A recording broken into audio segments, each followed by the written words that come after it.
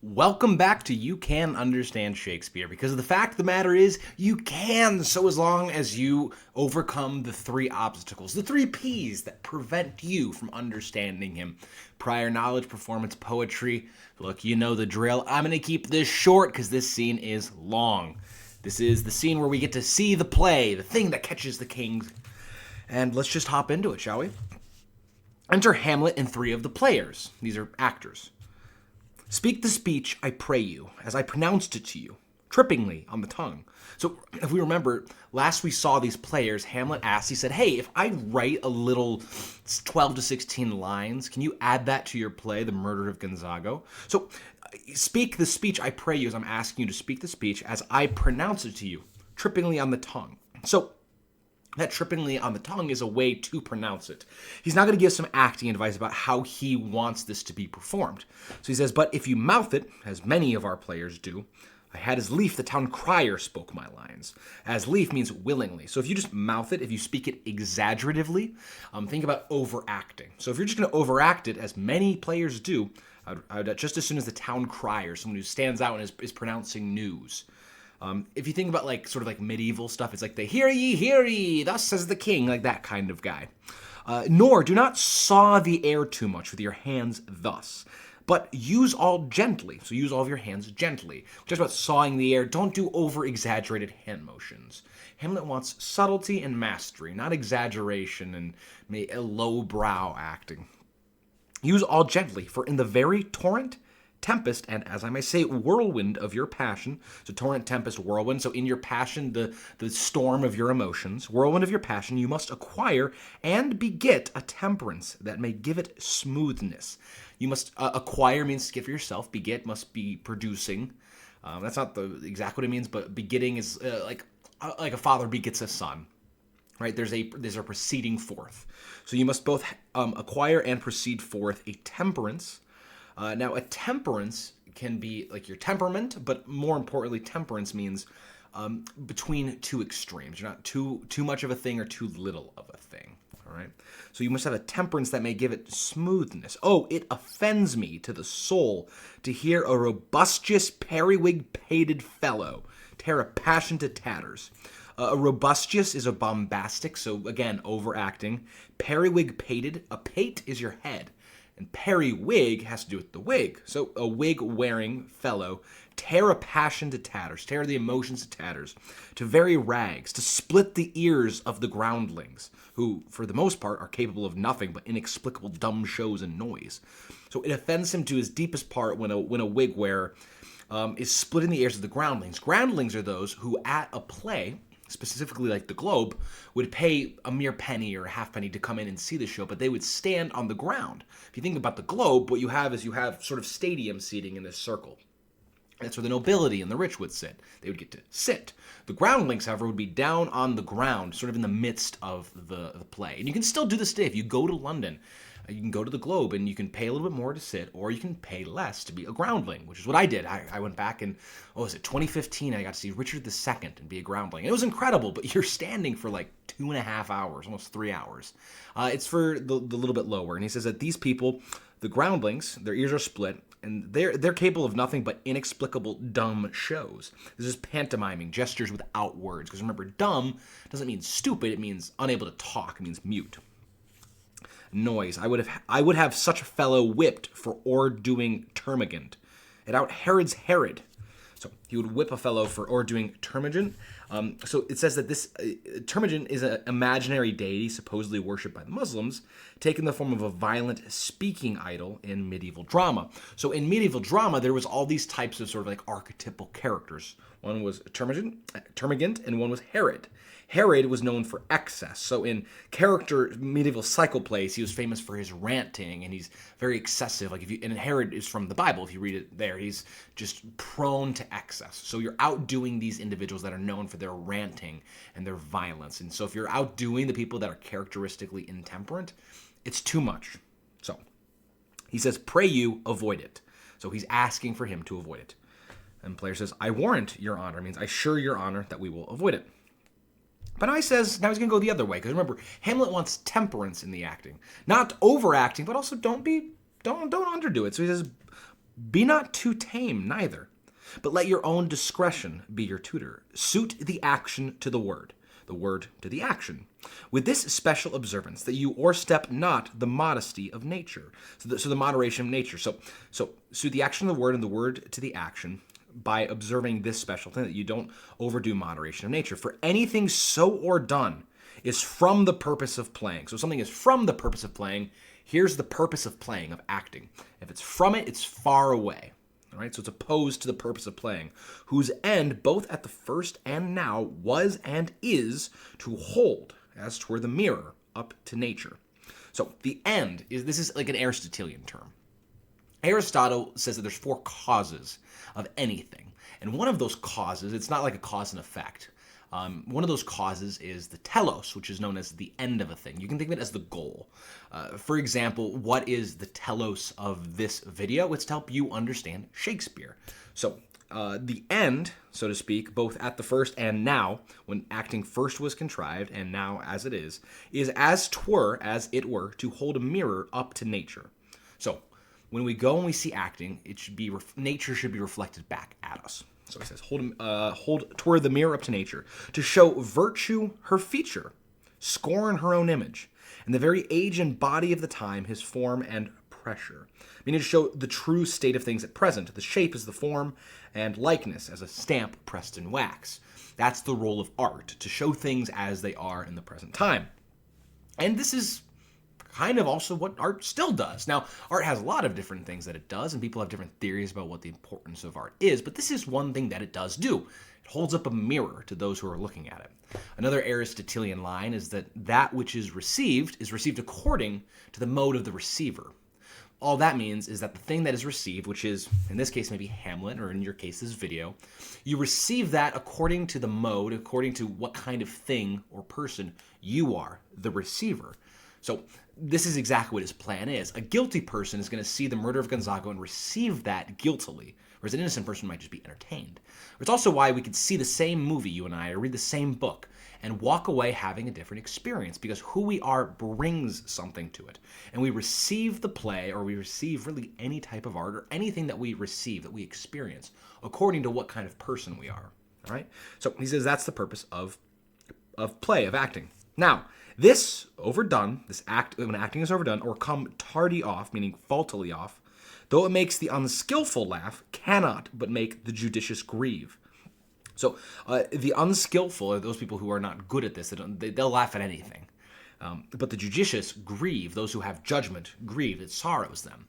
A case in point is I am an improviser. I perform at a comedy club. One thing that you oftentimes see with stand-up comics, for example, that aren't very good, who are unskillful, is they'll be very crude sexually. They'll use lots of obscene words. Now, what that does is it makes the unskillful laugh. It sort of shocks people into a little bit of a laugh. But the judicious grieve, those who have judgment, who have skill, like myself, you kind of turn it off. And it's not that I don't like a good dirty joke. After all, I do like Shakespeare, and also there's fun dirty jokes out there, so long as they're done well. If it's done unskillfully in the unskillful laugh, there's a problem. So again, it's all about doing it the right way with skill, which is what Hamlet wants. He's taking 1,000 words to just say, hey, act skillfully. But here we go. We can't overwrite it because he's also giving pretty good advice. He says, but make the judicious grieve, the censure of which one must in your allowance o'erweigh a whole theatre of others. So the censure of which one, meaning the judgment of one of whom. So the censure is their judgment, of which one is a judicious person. The must in your allowance what you give or weigh, mean be of more weight than a whole theater of others, the unskillful. So one judicious person's opinion is more than a whole theater full of unskilled people. Oh, there be players that I have seen play, and heard others praised, and that highly, not to speak it profanely, that neither having the accent of Christians nor the gait of Christian, pagan nor man, have so strutted and belled that I have thought some of nature's journeymen had made men, and not made them well. They imitated humanity so abominably. So when he says, not to speak it profanely, meaning I don't mean any blasphemy, because he's going to go on to say that some humans were not created by God, the ones that actors are creating, right? So he doesn't mean this as profanely. So he says that some of nature's journeymen, hirelings who have not completed their apprenticeships, they're not yet master of the trade. So he's seen some actors who are not yet professional actors have done acting jobs where they've created humans so abominably They imitated humanity so abominably. And they'd been praised, but he says, no, it was awful. So he's had a bad experience with bad actors before. Player says, I hope we have reformed that indifferently with us. Meaning, I hope that we have reformed that indifferently means moderately well. Remember earlier when Hamlet says, I am indifferent honest? It means that he is moderately honest, moderate in virtue. So that they've reformed it moderately well means that they have fixed this problem for themselves. Hamlet says, reform it altogether, fix it 100%. And let those that play your clowns speak no more than is set down for them. So a clown would be one of the actor's particular roles, just like how in Shakespeare there's a fool. In this play, you could argue that it's probably Polonius who plays the fool. But other ones, it's more obvious, usually because sometimes their name is fool or clown. Right? So it's a archetypical role of the clown. So he says, don't let the clowns speak more than is set down for them, more than is written for them. For there be of them that will themselves laugh to set on some quantity of barren spectators to laugh too. So there are some of them that will themselves laugh to urge on some quantity of barren spectators to laugh too. They're going to laugh to make those who are barren, who are thoughtless, laugh as well. Though, in the meantime, some necessary question of the play be then to be considered. All right? So the clowns are laughing. They're breaking, which he argues that it's better that the clowns, they themselves do not laugh, that they stay serious in their acting. It's sort of like a cute kid who knows that they're cute. It loses its charm. It's not as good. Now, sometimes if you watch comedy shows like SNL, when they break, it so seldom happens that it's hilarious. So maybe his advice doesn't always hold up. But if I, being an improviser, am laughing just to make people laugh, it's a little bit of a cheap trick. It's like overacting in Hamlet's estimation. So it says, in the meantime, while he's doing this, there's some necessary question of the play that is to be considered. So he says it's villainous. It's villainous to do this if you're a clown, and it shows a most pitiful ambition in the fool that uses it. So the clown that does this, he has a pitiful ambition. Ambition here would be a vice. It'd be wrong. So he says, go, make you ready. So go get ready for the play. So he's given his advice on how to do the play. Great, so the players exit. Enter Polonius, Guildenstern, and Rosencrantz. Remember, Guildenstern and Rosencrantz are Hamlet's friend. They've been brought by the king and the queen to figure out the cause of Hamlet's madness. They haven't been super successful thus far. Polonius, royal advisor, father of Ophelia, who's Hamlet's maybe former girlfriend. It's complicated what they are. Polonius believes that Hamlet is mad because of his daughter's rejection of him, which he himself counseled. So, Hamlet says, how now, my lord, will the king hear this piece of work? Polonius says, and the queen too. And that presently, meaning immediately. So the king and queen are going to come and presently, immediately, hear the play. Hamlet says, bid the players make haste. So Polonius exits. So he's commanded this to Polonius to go do this. Will you two help to hasten them? And Rosencrantz says, aye, my lord, so they leave. What ho, Horatio! Enter Horatio. Here, sweet lord, at your service. Horatio, thou art e'en as just a man as e'er my conversation coped withal. So you are e'en, meaning even, as just, meaning honest or balanced, if you think of justice having scales. Justice is the balance of all the virtues. If you read Plato's Republic, that's his argument, that there's three cardinal virtues, with justice being the balance of all of them. So if you are wise, temperate, and brave, all within the proper proportion, and those are evenly distributed, then you are just. This is a big compliment. You are a just, honest man, especially from Hamlet, who really looks at corruption and really takes problems with it.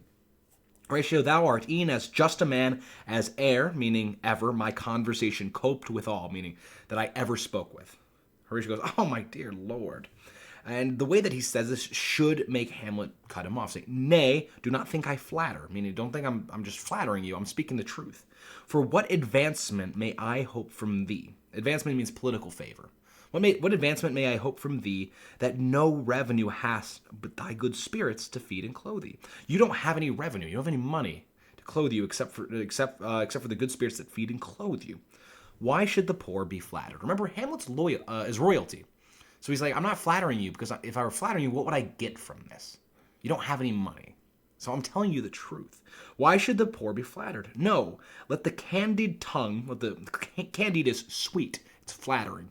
It's like how sometimes we say they have a silver tongue. So no, let the candy tongue lick absurd pomp. Pomp, like pomp and circumstance, right? So there's a type of like highfalutenness to pomp, and it's absurd. So let the candy tongue lick the absurd pomp and crook the pregnant hinges of the knee. If you think of a crook, there's like a bend. Pregnant means ready, right? Or full of something. When you're pregnant, you're full of purpose, of a baby, literally. But if the hinges are hinges of your knee are pregnant, so crook it, bend it. You're like bowing, you're curtsying. It's like when we say break a leg, it means that you would bend you would break the knee, not literally, but what was straight you would break as you are bowing or curtsying. So, and crook the pregnant hinges of the knee, where thrift may follow fawning, where prosperity, if you're thrifty, if you think of a thrift store, it's where you save money. So thrift means prosperity may follow from fawning. Fawning is where you fawn over something. It's where you dote upon something. So if thrift follows fawning, that's where flirtation, or flattery rather, maybe not flirtation, where flattery will get you money. Again, he's saying this doesn't happen. The candid tongue goes after this, the sweet, empty tongue, the silver tongue. I'm not flattering you. I have more money than you. And he's not saying this as like a dig, because we know that sometimes Hamlet will have double meanings in things. He's saying, I speak honestly and truly. He has a very high opinion of Horatio, which is good. And it's good that Horatio is around, because he's going to be the one who at the end will be able to report everything that's happened. Now, keep in mind that Horatio knows about the ghost. He's the one who introduced Hamlet to the ghost. So, he says, for thou hast been as one in suffering, all that suffers nothing. So when you suffer, it's like you're not suffering, meaning you suffer well. That's a compliment. A man that fortune's buffets and rewards has ta'en with equal thanks. Ta'en means taken. As fortune, the wheel of fortune that gives both bane and boon, bad fortune and good fortune, you take both alike. This is, again, another compliment. With equal thanks. And blessed are those whose blood, meaning passion, and judgment are so well commeddled, mixed together, that they are not a pipe for fortune's finger to sound what stop she please. So if your blood, which is your passion and your judgment, your reason, are mixed, then you're not too emotional, you're not too rational. So it's like you're not like an animal and you're not like a computer. You're fully human. And you're not like a pipe like the instrument that fortune's finger to sound what stop. A stop is a finger hole in a pipe. So she sounds what stop she pleases. It means that fortune plays you like an instrument. He says, blessed are those who cannot be played by fortune to be a fool. You take good and bad alike. You are in stride, you are honest, you're just. These are all compliments. So give me that man that is not passion's slave, and I will wear him in my heart's core. Aye, in my heart of heart, as I do thee. So give me that man. He says, show me that man who he's not passion's slave. Passion's slaves are those who succumb to maybe like their addictions is one way to think about it. Now, there are those who are actually addicted and have a chemical, but there's also those of us who are addicted to other things. Maybe not chemically, but you can think about perhaps maybe how much phone time you have. Are you addicted to your phone? There could be a chemical balance there, or it could just be that you are a slave to your passions. This is a very classical way to think about our emotions and anything that's like not rational, is that there's things less than us that we can become slaves to. Meaning that they dictate our life, and that can be any of the pleasures. It could be other things as well. You could be a slave to money, or to gaining honors, or to pleasure, any of these things. And if you are not a slave to your passions, to your emotions, think about people that just go red when they get angry and they can't control themselves. Lack of self-control is not a virtue. So he says, show me the man that can control himself, that's not a slave to his passions. I will wear him in my heart's core. He's going to be right in the center of my heart, in the heart of hearts, meaning what the heart is to me, the heart in my heart, the most central part of myself. That's where I'll put that man. That's where you are, Horatio. Now, he could be lying, but we don't have any reason to suspect otherwise that he's telling the truth. Like, what's this performance for? He's not. He hasn't shown us any plots that he has against Horatio, and he won't either. He fully likes, loves, and trusts Horatio. So he says, something too much of this. There is a play tonight before the king. One scene of it comes near the circumstances which I have told thee of my father's death. So remember, the king, the ghost of the king, supposedly told Hamlet how he died. He was asleep in the orchard. His father poured poison in the ear. So somewhere off stage, Hamlet has related this to Horatio. He says, I pray thee, just meaning pray thee, I ask of you, if you would please, when thou seest that act afoot, even with the very comment of thy soul, observe my uncle. The comment of thy soul means with your utmost critical faculty. All right, so look very carefully and observe my uncle. If his occulted guilt Occulted means hidden. If his hidden guilt does not itself unkennel in one speech, unkennel, you think of a kennel that a dog goes into. If it's unkennelled, that hidden guilt comes out, right? And if it does not unkennel in one speech, it is a damned ghost that we have seen. Meaning that the ghost, if it's not of my father, it's a damned ghost. It's a demon that's trying to tempt him. Earlier, he said when he was trying to decide if he was, if he should act or not. Oh, I am pigeon-livered. He said, maybe this is the devil who's trying to take advantage of me and my melancholic disposition. So he says, if my uncle doesn't react and his hidden guilt does not come out, then that ghost is a liar. It's a damned ghost. It's a demon from hell. So it is a damned ghost that we have seen, and my imaginations are as foul as Vulcan's stithy. Now, Vulcan is the Roman blacksmith god, and a stithy is a smithy. So you think it's covered in soot. It's very dirty. So that's how foul my imagination is, if he does not react. Give him a heedful note. So take heed means, be careful, be accurate, be precise. Note is you're noting something, you're observing something. Give him a heedful note, for mine eyes will rivet to his face.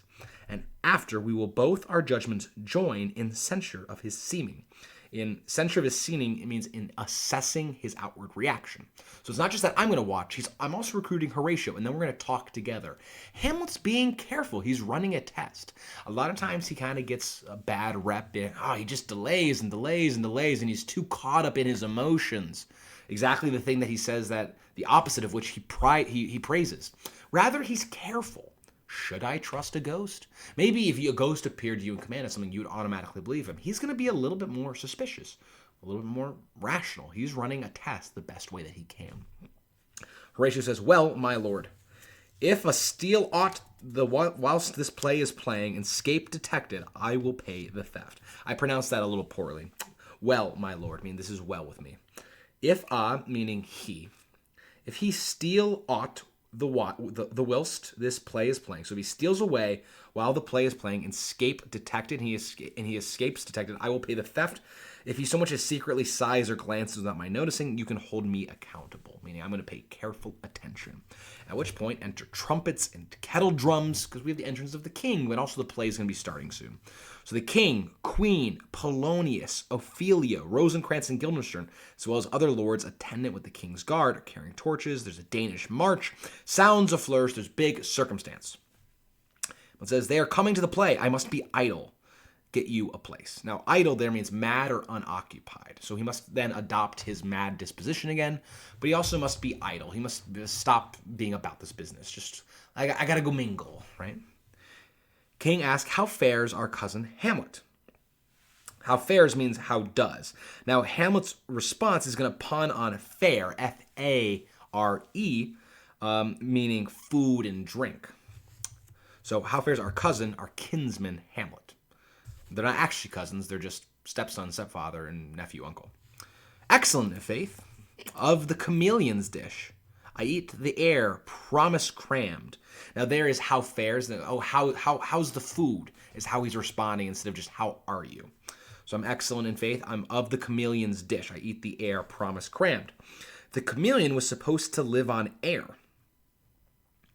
Didn't you know that? There's sometimes just like superstitious folk wisdom ideas like this, especially about animals. There's no way that you would know that people thought chameleons lived on air. So without that prior knowledge, without the footnote, without me here reading through this with you, you wouldn't know that. Luckily, I am here. So the chameleon is supposed to live on air, and Hamlet puns on air and heir, H-E-I-R, meaning that he's referring to Claudius's insubstantial promise of the succession. Remember, Hamlet is next in line.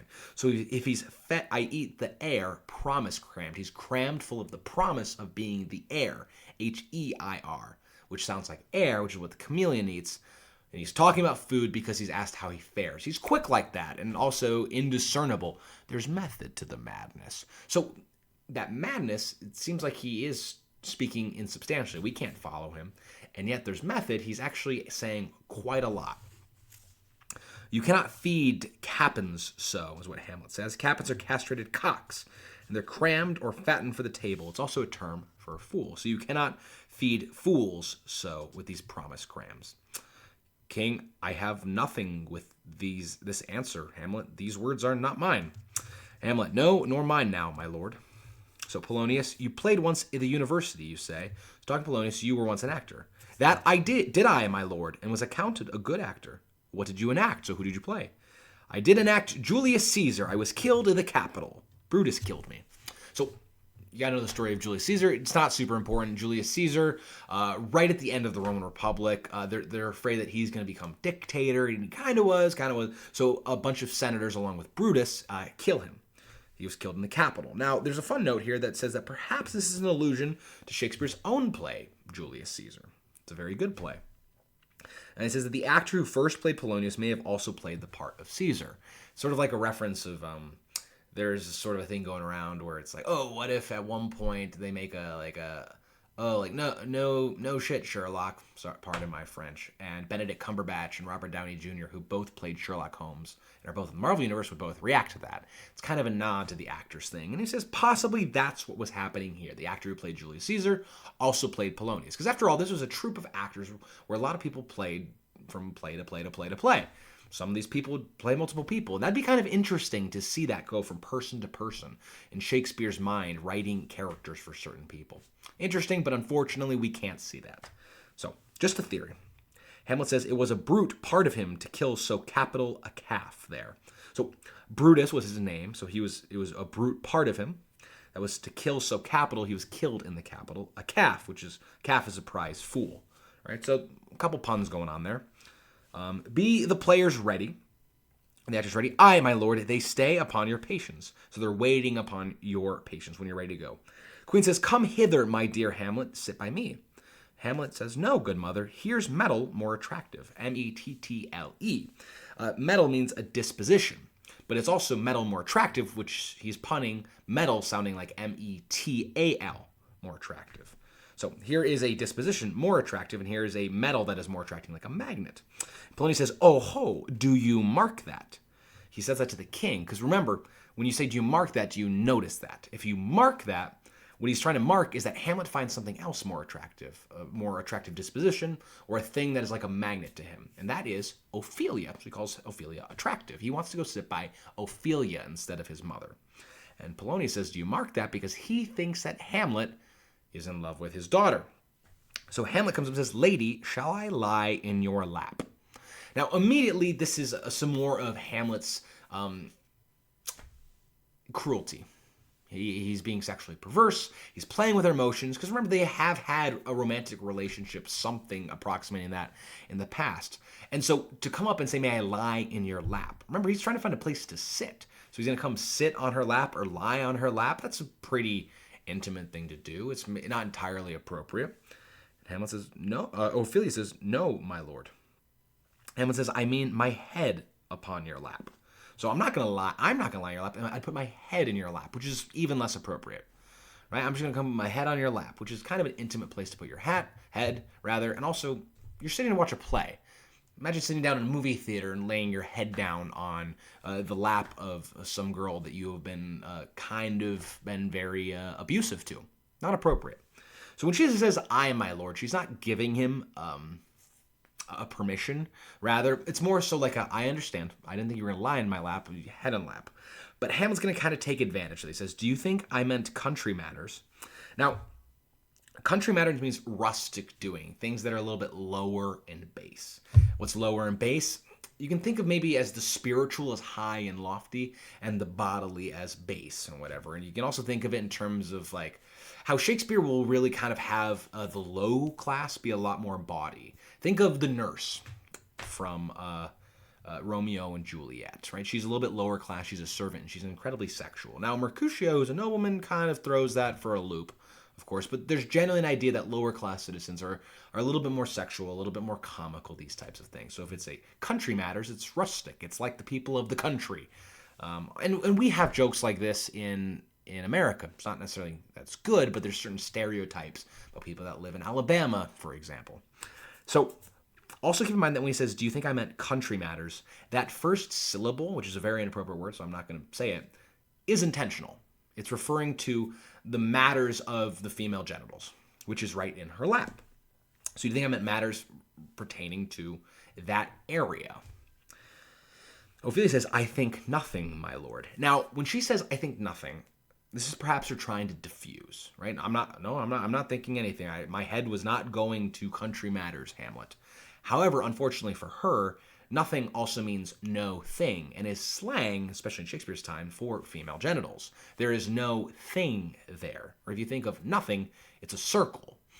Circles resembling, let's say, just one set of genitals as opposed to another. So when she's not thinking of anything, Hamlet says that's a fair thought. That thought that she's thinking is nothing. There is no thing. And that's a fair thought to lie between maiden's legs. So there is no thing between maiden's legs. He's actively punning and verbally accosting, verbally harassing her sexually about nothing, no thing. Consequently, Much Ado About Nothing, the comedy, that's what it's about. It's Much Ado About no thing, and sort of all of like the sex comedy that kind of surrounds that. All right, but it's also a fair thought for him to lay his head between maiden's legs. He's suggesting exactly what you think he should be suggesting. Don't blame it on me. I'm just helping you understand what's here. So, what is, my lord? She's not following the fair thought. He says, nothing. Now, that could be like, oh, nothing. I'm not talking about anything, but it is also the no thing, the slang of which he's talking about. Ophelia marks, you are merry, my lord. Who, I? I, my lord. And when you're like, oh, you are merry, it's sort of kind of like how we say, who put the nickel in you? You're all worked up. You're merry. He's also upbeat, right? He's accosting her and sexually harassing her, but he seems to not be screaming at her to not be a breeder of sinners and get to a nunnery like he did last time. So perhaps that's a score of some kind. Ophelia really gets put through the run of it by Hamlet with how abusive he is towards her. So he's told he's married. He asks, who I, my lord, oh God, your only jig maker. So the leading comic actor that often devised and performed a farcical song and dance concluding a play. So if he is the only jig maker of God, he is the unrivaled jig maker. What should a man do but me marry? For look you how cheerfully my mother looks. And my mother died within 2 hours. So within means within these 2 hours. So what should a man do but me marry? After all, take a look at my mom. See how happy she is. And my dad had died within 2 hours. And Ophelia says, nay, 'tis twice 2 months, my lord. Now that's interesting. That's a very interesting thing. Because what has Hamlet said in the very first scene that we meet him, Act 1, Scene 2? He's remarking on it has not been 2 months. The exact spot that we put it here. But 2 months dead, no, nay, not so much, not 2. That's from Act 1, Scene 2. So he says that he's within 2 hours dead. Obviously, that's hyperbole, but she says, nay, 'tis twice 2 months, meaning it's been 4 months. So has Hamlet been not paying attention to time? Is maybe his sanity that he is feigning having lost is slipped a little bit? Has it actually been 4 months, and his mom has not been acting quite so hastily abandoning the father of Hamlet as Hamlet thinks? Interesting line there. Hamlet says, so long, nay, then let the devil wear black, for I'll have a suit of sables. So sable is an expensive fur for cloaks and trim, and the heraldic term having to do with falconry for black. So sable is black. So Hamlet is simultaneously forswearing his ascetic mourning, meaning the devil may wear black because Hamlet's going to no longer wear black. But then he says that I'll have a suit of sables. He's also vowing to continue his mourning. So he's being paradoxical there. Oh heavens, died 2 months ago and not forgotten yet. Then there's hope a great man's memory may outlive his life half a year. But, by Our Lady, you must build churches then, or else shall he suffer not thinking on. Meaning that if a man wants to outlive his life half a year, people remember him for only half a year beyond his death, then he must build churches, or else people will not suffer to think on him. With with the hobby horse, whose epitaph is for oh, the hobby horse is forgot. And the hobby horse is a man with a mock horse's body strapped around his waist. This is a figure in May Day Morris dances. And the hobby horse is forgot seems to have been a ballad refrain. So there you have it. So again, just talking about how the hobby horse is forgot, very similar to how a man who does anything aside from build churches is going to be forgotten in less than half a year. Which is the lot of his father. Trumpet sound, dumb show follows. So this is a type of prologue. A dumb show meaning there's no speaking. The players can come out and enact a little bit of a prelude. It's sort of like a trailer or an overview. It's like you're reading the back of the book, but it gives you everything about it. So enter a player king and a player queen. So someone acting the king, someone acting the queen. The queen embracing him and he, her. She kneels and makes shows of protestation unto him. He takes her up and declines his head upon her neck, which means leans his head upon her neck. So perhaps they're embracing, he kisses her, these types of things. He lies him down upon a bank of flowers. She, seeing him asleep, leaves him. Anon, meaning soon, comes in another man, takes off his crown, kisses it, pours poison in the sleeper's ear, and leaves him. The queen returns, finding the king dead, makes passionate action. The poisoner, with some 3 or 4, come in again, seem to condole with her. The dead body is carried away. The poisoner woos the queen with gifts. She seems harsh a while, but in the end accepts love. Exeunt, meaning exit all of the players. So this is a dumb show. It's saying, hey, this is what we're about to show you with words. Kind of like, you can understand the plot. Ophelia says, what means this, my lord, Hamlet? Marry, this mitching mallecho, meaning this sneaking wrongdoing, the action that just happened, that is sneaking wrongdoing, the poisoning of the king. It means mischief. Ophelia, belike this show imports the argument of the play.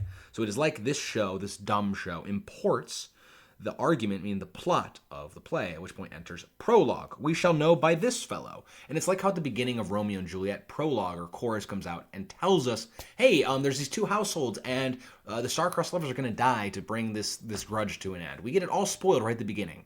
The prologue lets us know what's going to happen. So he says, we shall know by this fellow if this show delivers the argument, the plot of the play. The players cannot keep counsel, meaning a secret. They'll tell all. Meaning that the actors are going to tell us everything that we need to know. They're not going to keep anything secret from us. Ophelia, will it tell us what this show meant, what we just saw? Will he tell us that? I, or any show that you will show him. Be not you ashamed to show. He'll not shame to tell you what it means. You are not. You are indecent. You are not. So he will tell us what this show, the actual show that you saw. Yes, or any show that you will show him. Now, what are some of the type of things that he might be suggesting that Ophelia shows him? Well, something that merits something that she says you are not to, you are indecent to. So perhaps some part of her physically. If you show that, he will show you what that means, and not you don't be ashamed to show, and he'll not ashamed to tell you what it means. And perhaps that can be the meaning of what she is showing. Probably some part of her body would probably be in some type of sexual act. You are not, I'll mark the play, meaning I'll watch the play. The prologue says, for us and for our tragedy, here stooping to your clemency, we beg your hearing patiently. So for us, the players, for this play, our tragedy, here stooping, bowing to your clemency, to you being graceful to us, we beg your hearing patiently. We ask that you listen patiently. And then he leaves. Hamlet, is this a prologue or the posy of a ring? The motto engraved in a ring. 'Tis brief, my lord, as woman's love. So there's a comment on woman's love, that woman's love is brief, which is kind of stinging coming from Ophelia, but also apropos for what we know Hamlet's thoughts are about women's love. Think about how much he's been harping on women and their sexuality, particularly his mother and Ophelia, but also the queen in the play itself has some pretty brief love. So enter the player king and player queen. So now they're going to show us what we just saw in the dumb show, but now with lines. All right. So the player king will say, full 30 times hath Phoebus's cart, that's Phoebus Apollo, sun god, gone round Neptune's salt wash. Neptune, god of the sea, salt washes the ocean, and Tellus' orbit ground. Tellus is the earth. So 30 times has the sun gone round Neptune's salt wash and Tellus' orbit ground, and 30 dozen moons with borrowed sheen, meaning reflected light, about the world, have times 12 30s been since love our hearts, and Hymen, god of marriage, did our hands unite commutual in most sacred bands. So he's saying this is how long it has been since we have been married. 30 times hath Phoebus' cart gone round Neptune's salt wash. So the sun has gone around the earth 30 times. And 30 dozen moons, so 3 times 12. So 30 dozen is 30 years, because the moon goes around the earth, like he's talking about like months, a lunar cycle. So a dozen times 30, so it's been 30 years and a month. About the world have times 12 30s. That's again the 30 years since Hymen, the god of marriage, did our hands unite in most sacred bands. It's been 30 years and a month since we've been married. So many journeys may the sun and moon make us again count, or ere love be done. So here's to 30 more years. Let's have the sun and moon make that journey the same amount, 30 12s, 30 days around. Make us count those again before our love is done. But woe is me, you are so sick of late, so far from cheer and from our former state that I distrust you. And it's not that you're so sick that I lack trust in you, it's that I am worried about you. Yet though I discomfort you, my lord, it nothing must. So my distrust should not discomfort you, and nothing must discomfort you. For women's fear too much, even as they love. And women's fear and love hold quantity. They're in equal proportion, either none, and neither ought, or in extremity. So fear and love in women are either, they don't exist at all. There's no fear for those that you don't love. Or there's extremity. If you love someone a lot, there's also a lot of fear. That's the proof. Now, what my love is, proof hath made you know. Meaning, there's been proof. You know how much I love you. And as my love is sized in quantity, my fear is so. So I love you a lot, so also I have a lot of fear for you. Why? Because you have of late been sick and far from cheer. Great. Where love is great, the littlest doubts are fear. Where little fear grows great, great love grows there. Great love, great fear. That's what she has for him. Faith, I must leave thee, love, and shortly too. My operant, my vital powers, their functions leave to do. They cease. And thou shalt live in this fair world behind, honored, beloved, and haply one as kind. For husband shalt thou, oh, confound the rest. So he says, I'm going to leave you shortly soon. My operant powers, their functions leave. So my vital functions of operation are all going to cease. They're going to stop. I'm going to die. You shall live in the fair world that's left behind. You'll be honored and beloved, and perhaps one as kind. For husband shalt thou, you'll find a new husband. The player queen says, oh, confound the rest, so confuse the rest of what you say. Such love must needs be treason in my breast. So to love someone else would be accounted to treason, betrayal. In second husband, let me be accursed. Let their curse be upon me if I take a second husband. None wed the second, but who killed the first. So, none wed the second, who killed the first. It's like killing you if I wed another person. Hamlet says that's wormwood. And wormwood is a bitter herb taken medicinally. So it's like that's a tough pill to swallow, so to speak. The player says the instances, meaning the motives, that second marriage move, meaning prompt. So the instances that prompt a second marriage are base respects of thrift. So the only reason that I might marry a second time are base respects, base being lowest, respects of thrift being economic reasons. But none of love. I would not marry again for love. A second time I kill my husband dead when second husband kisses me in bed. So if a second husband were to kiss me in bed, then I'm killing my already dead husband once. So she is incredibly faithful. She's not going to marry again. If she does, it's only for purely economic reasons so she can survive. I do believe you think what now you speak. So I think you believe what you're saying now. But what we do determine, oft we break. The thing that we are set out to do, oftentimes we break our past word of what we will do. Purpose is but the slave to memory, of violent birth, but poor validity. So if purpose is the slave to memory, the thing that we are purposed to do, that we set out to do, it's a slave to memory, being it's going to shift as memory. We might forget what we've said we're going to do, or we might remember things wrong. There's a violent birth, meaning we have violently started the thing that we want to do with purpose.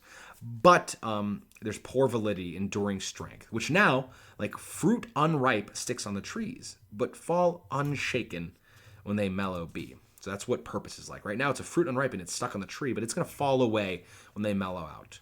Most necessary 'tis that we forget to pay ourselves what to ourselves is debt. He says this is necessary that we forget to give ourselves to what we are indebted, meaning we neglect to fulfill the promises that we make to ourselves. What to ourselves in passion we propose, the passion ending, doth the purpose lose. So when we are in passion, we're experiencing our emotions, what we then propose, once that passion has ended, once the emotion has passed, then we also lose the purpose, the thing that we promised to do. The violence of either grief or joy, their own enactures with themselves destroy. So extreme grief and joy destroy themselves, and the motive for the action vanishes with them. Right? Where joy most revels, grief does most lament. Grief joys, joy grieves on slender accident, on account of small unforeseen events.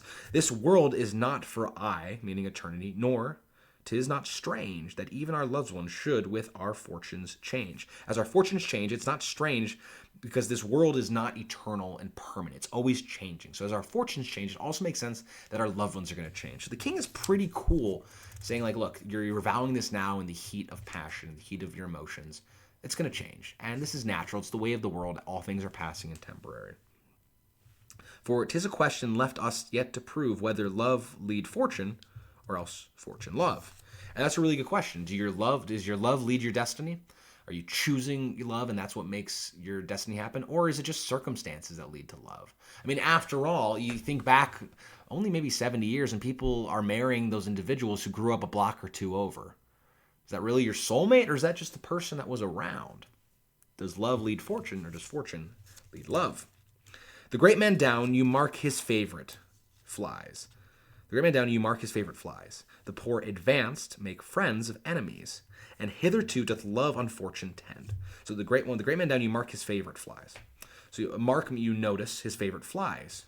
Once the great man has fallen, those of who he was favorited, they fly away. And when the poor man advances, when he's promoted, he makes friends of enemies. Those who did not like him when he was poor are now suddenly with him.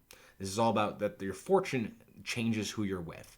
When you're on top, everyone wants to be your friend. But when the great man falls down the wheel of fortune, down to loss and all that, who sticks around? Who are his real friends? And when the poor man is advanced, his enemies suddenly are his friends.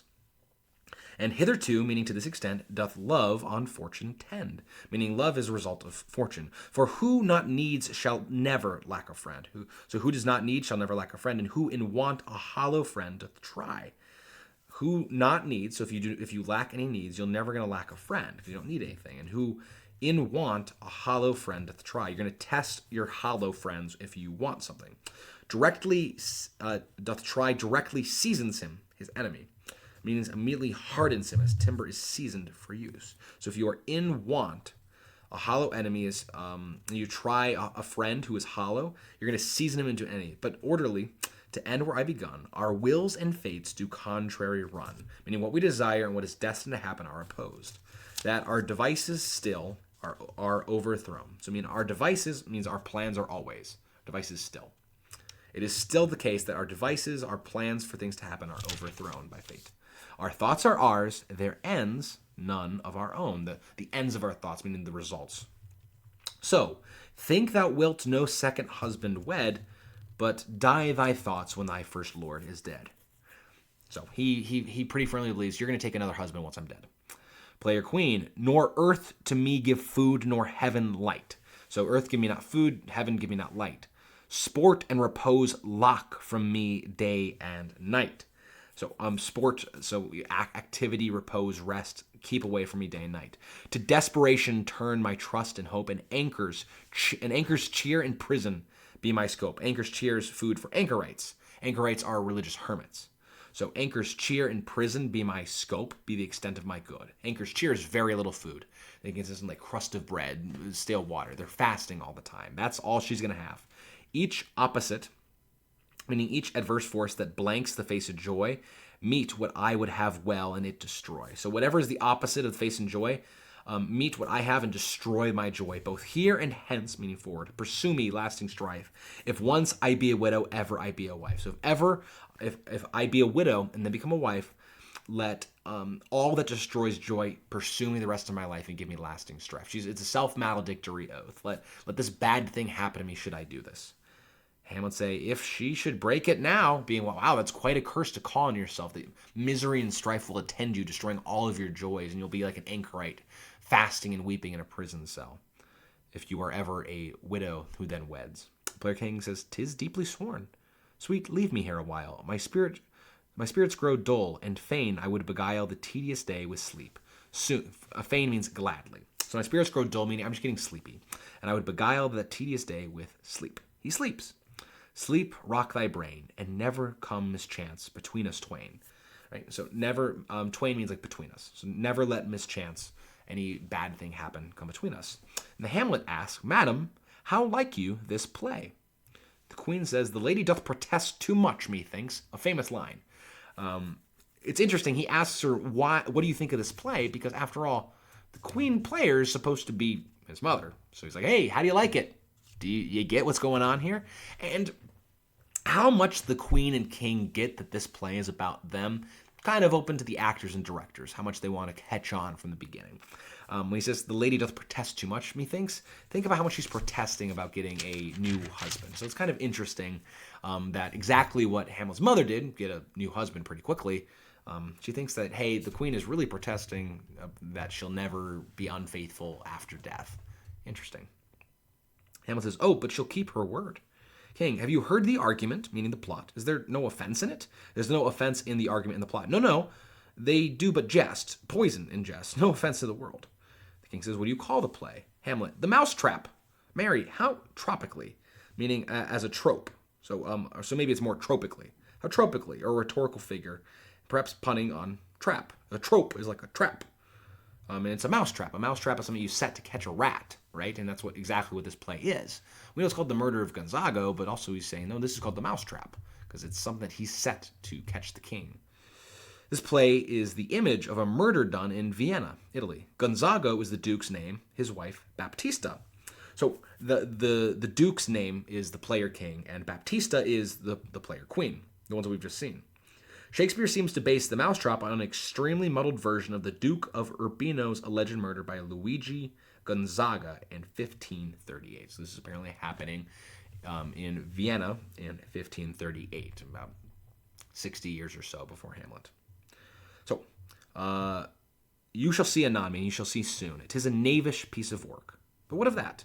Your majesty and we that have free souls, guiltless souls, it touches us not. Meaning it does not concern us. Let the galled jade wince. Our withers are unwrung. So let the chafed horse wince. Our shoulders are not rubbed sore. He's saying there's no offense in it because we're innocent, right? He's kind of playing that whole idea of that which is received according to the mode of the receiver. There's nothing to offend us in this play because we have nothing to do with this murder. Enter Lucianus. This is one Lucianus, nephew to the king. Ophelia, you are good as a chorus, my lord. A chorus is one that explains the forthcoming action. So if you look at like ancient Greek theater, they will always explain things. But that also kind of endures in some of Shakespeare's plays. They are individuals who explain what's happening. And we still have a vestige of this. Think in modern musicals how a chorus are all these characters that exist in the world. They're not really characters, but they're going to sing and dance and be a part of the song. It's like, well, how do all these random people know what's going on? Well, they kind of explain what's happening. So you're as good as a chorus, my lord. Why? Because Hamlet has all this information. He goes, yeah, I know what this play's about, and here's the plot, and here's what it's based on. Great. Hamlet says, I could interpret between you and your love if I could see the puppets dallying. Puppets dallying meaning flirting, and Hamlet uses interpret here in the sense of acting as the go-between for two lovers. So I could interpret between you and your love. I could go back and forth between you and your love, talking between you, if I could see the puppets dallying, the puppets flirting. You are keen, my lord, you are keen. Keen being sharply satirical. It would cost you a groaning to take off mine edge, meaning to satisfy my sexual appetite, leading to groaning either in sexual intercourse or childbirth. And Ophelia marks still better and worse, meaning you are wittier, but also more obscene. So you mistake your husbands, meaning with these false promises for better and for worse. So still better and worse sounds like a marriage vow. He says, with this you mistake your husbands. Not you make a mistake of your husbands, but you are by doing this, your husbands are making a mistake. And you mistaking them is you doing this action upon them. All right, begin, murderer. So that's now talking to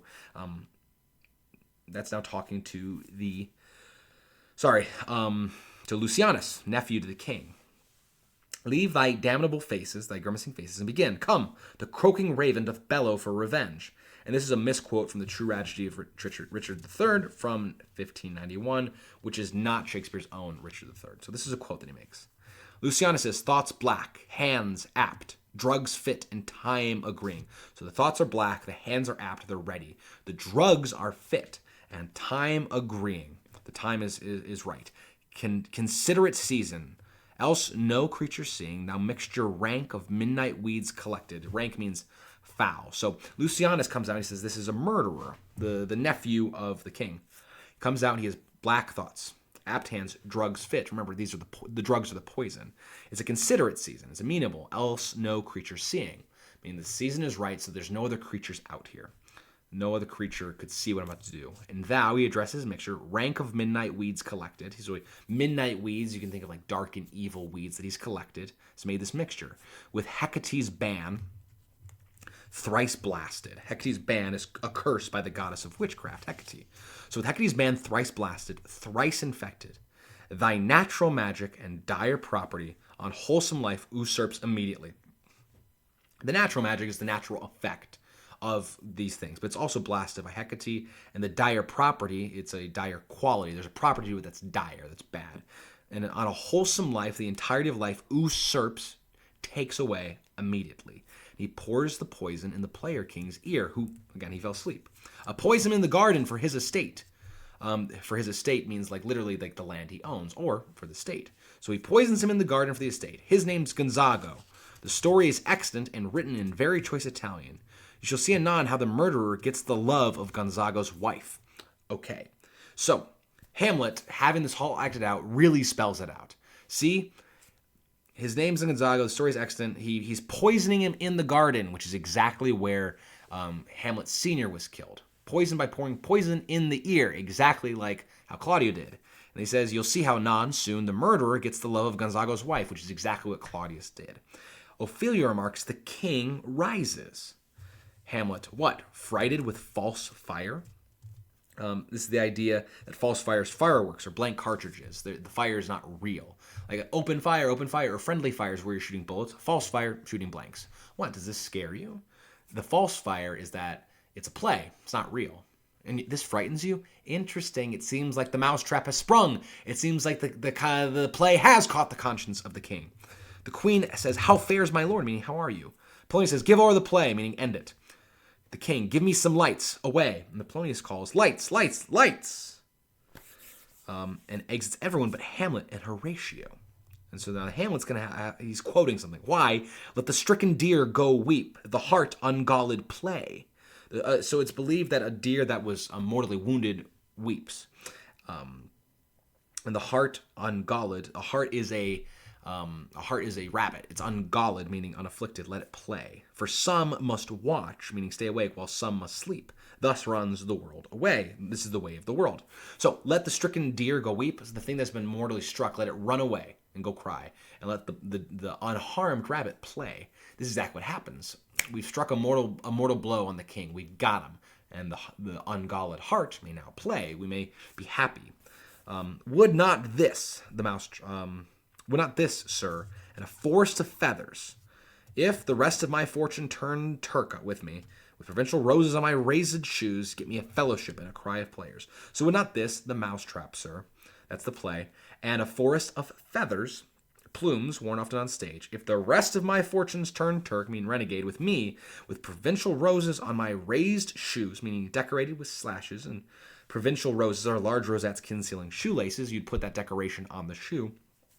Get me a fellowship and a cry of players, a profit-sharing partnership and a pack, which is a cry of actors, such as Shakespeare had in The Lord Chamberlain's Men. So, would not this play, sir, that I have concocted, and all of the decorations make me a shareholder in a group of actors? I've put on an excellent production, he says. He's sharing himself. And Hamlet said, Horatio says, half a share. You would not get a full fellowship, you get half a share. Hamlet says, a whole one, I would get a whole share. Ownership, buy-in, these types of things, because, again, I've put on such a good play. And then he quotes again, for thou dost know, O Damon dear, Damon and Pythias were legendary ideals of friendship. This realm dismantled was of Jove himself. This realm was deprived of Jove, that's Zeus or Jupiter, king of the gods, Jove himself, and now reigns here a very, very, he cuts off, patchcock. It's rare, meaning something like an oaf, or a peacock, which is the sin of pride. The expected rhyme word would be ass, meaning this disfigurement was of Jove himself and now reigns here a very, very ass. Said he inserts something. And Horatio says, you might have rhymed, before he cuts it off and inserts padjock, being an oaf, or like a peacock who is prideful. Oh, good Horatio, I'll take the ghost word for £1,000. Didst perceive? Remember their plan was you're going to watch. We're going to see if the ghost was telling the truth. So he says, now I'll take the ghost's word for 1,000 pounds. I would bet that the ghost was telling the truth. Did you perceive how the uncle reacted? Very well, my lord. Upon the talk of poisoning, I did very well note him, meaning I was watching carefully. When the poison was brought up, that's exactly when the king rises. And he runs away. So Hamlet is very triumphant. He seems to have caught the king. He has the proof he needs to know that the king is guilty. Come, some music, and he's calling off stage. Come, the recorders. Again, another quote. For if the king like not the comedy, why then belike he likes it not, Purdy. Meaning indeed, from Pardue. Come, music, and enter instead of musicians, Rosencrantz and Guildenstern. Good, my lord, vouchsafe me a word with you. Can I speak with you? Sir, a whole history. You can have more than just a word. You can have a whole history. The king, sir, sir, what of him? Is in his retirement marvelous distempered. His retirement is his withdrawal. He's distempered. So he's out of temperament. He's no longer balanced. So he's disturbed, so to speak, in his retirement. With drink, sir? No, my lord, with choler. So is he drunk? Is that how he's distempered? No, it's with choler, which is with anger. Now, Guildenstern means as anger. Hamlet is going to take it as indigestion. In Renaissance medical psychology, each was a symptom of too much yellow bile. An imbalance is a distemper of bodily fluids or humors. There's a belief that there's 4 humors in your body. And if they were distempered, remember temper, like temperance, means balance. So if it's distempered, there's a imbalance of these fluids, and too much of one of them is going to make your temperament, your personality, your natural affectation different. So choler would be angry. Melancholy would be like depressive, right? Sanguine, I believe, is like kind of happy and joking and everything. And then phlegmatic is chill. Okay, cool. So he says, no, my lord, with choler is how he's distempered. Your wisdom should show itself more richer to signify this to the doctor. So your wisdom would show itself as more resourceful if you're telling this to a doctor that he is choleric, that he has too much choleric humor in him. For me to put him to his purgation would perhaps plunge him into more choler. And there's that indigestion. If I were to cause him to be purgated, meaning to throw up, so that his choler comes out, he'd be in more choler, he'd be more angry. Good, my lord, put your discourse into some frame and start not so wildly for my affair. So talk more plainly. Your discourse is how you're speaking. Put your discourse, how you're talking, into some frame, into some order, and start not so widely for my affair means do not jump away punning on everything. This is how Hamlet is talking to people, right? He says one thing, but now he's going to start punning, and they're like, oh, he's so mad and crazy, but he's really saying some important and real things, just he's too smart for them to catch it. And Guildenstern asks him to not do that. And Hamlet says, I am tame, sir, meaning I'm going to tame myself. I'm going to stop this punning type things. Pronounce, tell me the news. The queen your mother, in most great affliction of spirit, hath sent me to you. You are welcome. So you're sent here. Here you are. You're welcome. Nay, good my lord, this courtesy is not of the right breed. This courtesy is not kind, it's not noble. If it shall please you to make me a wholesome answer, I will do your mother's commandment. If not, your pardon and my return shall be the end of business. So, give me a sane answer, not just you are welcome, right? Because he's sort of being playful, and perhaps it's because he's in such good mood that he has caught the king. So your mother has sent me, she's afflicted, she sent me to you. Oh, well, welcome. If you're sent here, you're welcome here. It says, no, this courtesy, how you're acting, is not the right kind. So please make a sane answer. I will do your mother's commandment, which is to get you to go see her. If not, your pardon, meaning your permission to go, and I will return, and that will end our business. He says, sir, I cannot. What, my lord? Make you a wholesome answer. My wit's diseased. I cannot give you a sane answer. My wit, my intelligence is diseased. But, sir, such answer as I can make, you shall command. Or rather, as you say, my mother. Therefore, no more, but to the matter. My mother, you say? So, I cannot give you a wholesome answer, a sane answer, my wit's diseased, but, sir, such an answer as I can make. Here's the answer I can make. You shall command, or rather, as you say, my mother. My mother will command. Therefore, no more, but let's get to the matter. My mother, you say. Then thus she says, your behavior hath struck her into amazement and admiration. And admiration does not mean like she is impressed by you. It's that she's bewildered, right? So this is what she told me. The way that you're acting has confounded her. Oh, wonderful son that can so astonish a mother. And that's like astonish. But is there no sequel at the heels of this mother's admiration? Is there nothing that follows it? In part, meaning tell me. Rosencrantz, she desires to speak with her in her closet ere you go to bed. Air being before, closet being small chamber. She's not saying like go into my walk-in closet. She wants to go talk to you in this small chamber before you go to bed. We shall obey, were she 10 times our mother. It's right and proper to obey your mom. Were she 10 times our mother, we shall obey. Have you any further trade with us? Anything else you want to tell me? My lord, you once did love me, and still do by these prickers and stealers. And prickers and stealers are hands, right? And that comes from the Catechism in the Book of Common Prayer, which includes a promise to keep my hands from picking and stealing. Okay, so I still do by my hands. Good, my lord. What is your cause of distemper, of your madness? You do surely bar the door upon your own liberty if you deny your griefs to your friends. So your own freedom, you are securely barring the door. Remember, he's not allowed to leave. So unless you tell us, you're going to still be stuck here in Elsinore. Remember, all the way back at the beginning, the king said you can't leave. Right? He disguised it, saying, "Oh, we want to keep you with us," but perhaps it's actually now this sanity he suggests, which is keeping you here. And that's why he says, "Do you love me?" It's sort of saying like, "Hey, do you trust me? Hey, we're friends, right? Yes, okay. Then please tell us why.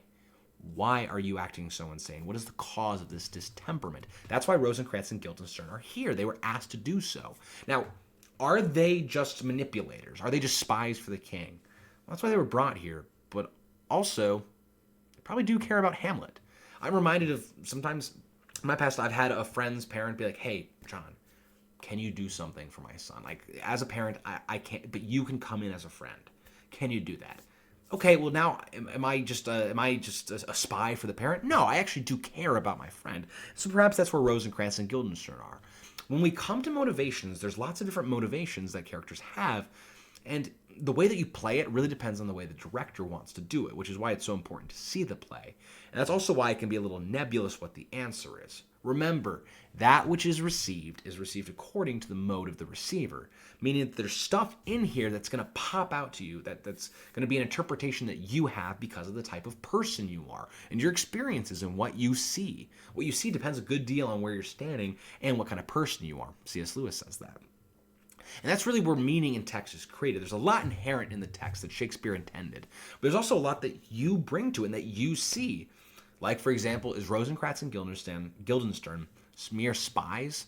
Do they care for Hamlet? The actors have to choose that. The readers have to choose that. The director has to choose it. It's complicated. So, he says, "You do surely bar the door upon your own liberty if you deny your griefs to your friends." If you don't tell us what's causing your grief, you're not going to go free. Hamlet says, "Sir, I lack advancement." How can that be when you have the voice of the king himself for your succession in Denmark? So how can you lack advancement? He's taking it in terms of social advancement. How can that be when you have the voice of the king, when the voice of the king himself is saying that you will succeed him in Denmark, that you will be king? How do you say you lack advancement? And to the players with recorders. So the players have like recorders, like little pipe instruments. Right? We learned how to play them in 4th grade in my elementary school. "Aye, sir, but while the grass grows." This is a proverb. While the grass grows, the horse starves. So meaning, even while grass is growing, the horse is starving. There's a thing there, but like I can't get it. So I lack advancement. I'm not going to become king. Me becoming king, me advancing is the grass growing, and I cannot become king. Is this why Hamlet is upset? We know that that answer is no. But also it's kind of part of why. Yeah, a little bit. So the proverb is somewhat musty. Oh, the recorders. Let me see one. So he says, "Give me one." To withdraw with you, so to speak privately with you, so perhaps they go somewhere else. "Why do you go about to recover the wind of me, as if you would drive me into a toil?" Meaning contrive to get windward me as if you were hunters cunningly drive me towards a trap. So you're trying to trap me. Why are you trying to figure this out? "Oh, my lord, if my duty be too bold, my love is too unmannerly. If I have been discourteous in pursuing what is my duty, my love for you is to blame." So they're going to play the friend card. They're denying that the king has recruited them. I want to find out. My duty is to find out to help you, and the cause is that I love you too much. After all, Rosencrantz and Guildenstern, childhood friends of Hamlet. We know this. That's why they were sent for in the first place. They can perhaps, sorry, I was just plugging in my computer. They can figure this out in a way that Claudius cannot. Hamlet says, "I do not well understand that." He doesn't understand love driving someone to do a duty, or does he not understand the lie? Hamlet's smarter than him, so he says, "Will you play upon this pipe?" He just took a recorder from one of the players. "Will you play upon it? Can you play me a song?" My lord, I cannot.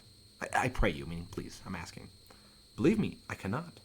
I do beseech you. I'm asking you to play a song upon this pipe, this recorder. I know no touch of it, my lord.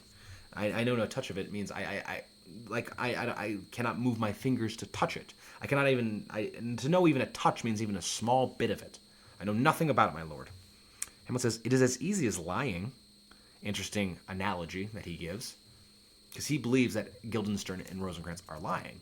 Well, it's as easy to play a recorder as it is to lie. And the recorder is kind of an easy instrument. After all, learned it in 4th grade. It's generally considered an introduction type instrument. So it is as easy as lying. Govern these vents, finger holes. You govern them, so you rule over them with your fingers and thumb. Give it breath with your mouth, and it will discourse, speak, most eloquent music. Look you, these are the stops. Stops are finger holes. So saying, look, these are the stops. These are finger holes. But these cannot I command to any utterance of harmony, any speaking of harmony of music. I have not the skill. Hamlet, why, look you now how unworthy a thing you make of me. So see how unworthy, see what an insult you do to me. See what an unworthy thing, see how low low of an opinion you have of me. You would play upon me. You would seem to know my stops. You would pluck out the heart of my mystery. You would sound me from my lowest note to my compass, meaning you would fathom, you'd get the sound of me. You would play on me from my lowest note to my compass, to my limit. And there is much music, excellent voice in this little organ. This little organ is his body. So there's much music, and it's of an excellent voice in this little organ, yet cannot you make it speak. So his whole comparison here is you think that you can play me, and that play has double meaning. How we mean it now, you think you can manipulate me, but also you think you could play me as if I was a musical instrument, that you just push the right things and I'm going to make the sound that you want me to make. You can't play a recorder. You can't play an introduction easy pipe, and yet you think that you can make me make the sound that you want me to say? So he really got him there. He really set him up there. Splud, do you think I am easier to be played on than a pipe? Call me what instrument you will. Though you fret me, you cannot play upon me. And that fret there, fret can be like, don't fret, don't be irritated, don't be upset. Though you fret me, though you irritate me, frets are also on instruments that have strings. So if you look at a guitar, there's multiple sections of them, and those are frets. So, another musical pun. You cannot play upon me. You can't manipulate me. Enter Polonius. God bless you, sir. Polonius says, my lord, the queen would speak with you, and presently. Now, quick pause. Guildenstern and Rosencrantz had said this. The queen wants to speak with Hamlet. And now Polonius enters to say the queen wants to speak with Hamlet. This is all part of one of Polonius's plans. If we remember back in an earlier scene, Polonius says to King Claudius, hey, how about after the play tonight, the queen asks Hamlet to come speak with him in her closet. I will hide. Right? I'm going to hide and listen to that within earshot. I'm trying to find where it is. It doesn't really quite matter where he says it, but that's the plan. So Polonius is trying to enact the plan so he can listen to Gertrude ask Hamlet what is the matter. They're all trying to get to the bottom of Hamlet's madness. Hamlet's madness, which he is just doing as an act. He said he would do this at the very beginning of the play, or rather at the end of Act 1 when he learned the cause of the ghost. So it's all been a great big distraction.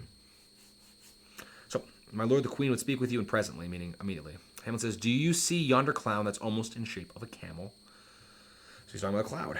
And Polonius says, by the mass, and 'tis like a camel indeed. Methinks it is like a weasel. Polonius says, it is backed like a weasel. Hamlet, or like a whale. Polonius, very like a whale. So, he's just kind of playing with him. Oh, you want to see him? Well, let's talk about the shape of this cloud. And Polonius is going along with it. Yep, it looks like a camel. Does it look like a camel? I think it looks like a weasel. Yes, it does look like a weasel. It's kind of like when you're just kind of humoring someone. He's playing with him. He's stretching him out. Then I will come to my mother by and by. And then he has an aside. And so I'll come to my mother by and by means immediately. He's an aside, meaning he speaks in a way that no one else can hear. These are his inner thoughts. And he says, they fool me to the top of my bent. Meaning they go along with my foolishness to its limit. Remember, a bent is if you take an arrow and you put it on a bow. If you stretch it all the way back to its limit, the bow bends. So it means to the limit, fullness of the bent. So they fool me does not mean that they trick me, but they participate in my foolishness. I will come by and by, meaning I'm going to come immediately. To Rosencrantz and Guildenstern, leave me, friends. To Polonius, I will say so. By and by is easily said. So exeunt all but Hamlet. So he's going to have one last little short soliloquy before he goes to see his mother. He says, "'Tis now the very witching time of night when churchyards yawn and hell itself breaks out contagion to this world." So it's very late at night. It's the witching time of night. That could be midnight. Another witching hour is often seen as 3 o'clock, which is the opposite of 3 o'clock in the afternoon, which is the time that Jesus died on the cross. So the inverse of that would be seen as an unholy time. So it is the very witching time of night when churchyards yawn and hell itself breaks out contagion, sickness to the world. Now could I drink hot blood and do such business as the bitter day would quake to look on. So is that it's a dark and evil time of night, but it's also a dark and evil sort of state that Hamlet has entered. He could drink hot blood. Now that could mean literally. He could literally drink hot blood, as scary and as perverse and as unnatural as that is. But it could also be sort of like a metaphorical thing. Hot blood has to do with passion and revenge, right? He could do such business as the bitter day would quake to look on. The day when there's light would where you can see things, he'd be horrified to see the things that he could now do under cover of night. Soft means wait. Now to my mother. O heart, he speaks to his heart, lose not thy nature, which is his natural affection. Let not ever the soul of Nero enter this firm bosom. Right? So the soul of Nero, the Emperor Nero, reputedly murdered his mother by cutting open her womb. So he's reminding himself before he goes to speak to his mother. While he's in hot blood, while he's murderous, right? Because he has his solution. Claudius is guilty. And also he's pretty mad, right? His friends are trying to trick him. Polonius is to suffer these fools. Now he's going to talk to his mother. So he says, wait. Heart, do not lose your natural affection, or ever let the soul of Nero, which is a matricidal spirit, enter this resolved bosom, this firm bosom. Let me be cruel, not unnatural. So he could be mean to her, but unnatural would be lacking the natural affection, but also lacking, it'd be unnatural for a son to be disrespectful to the mother. I will speak daggers to her, but use none. So his words are going to be sharp. His words are going to hurt, but he's not going to actually hurt her. My tongue and soul in this be hypocrites. So let me appear and speak as if I intend violence, but I do not actually intend violence. So he's got some words for his mother. How in my words somever she be shent. So however much by my words she be shent, being rebuked. To give them seals, never my soul content. So to give them seals means to confirm them with visible deeds. So however in my words she is rebuked, I'm not going to seal those words with action by actually doing violence upon her. So he plans to go give his mother a big confrontation. After all, now is the very witching hour of night. Now he could drink hot blood and do such deeds that bitter day would quake to look on. Hamlet has the security that he needs. He knows that this ghost is telling the truth. He knows it's the ghost of his father. He knows Claudius is guilty. He's still mad at his mother, but he was told by the ghost, don't do anything to your mother. Nevertheless, as we've seen throughout this entire play, he is very mad at her. So we're going to go see what conversation he has with her. Coming up, you're going to have to check in next time. Thanks so much for listening to this very long scene, but it was an important one because the mouse has been caught in the trap. We'll see you next time.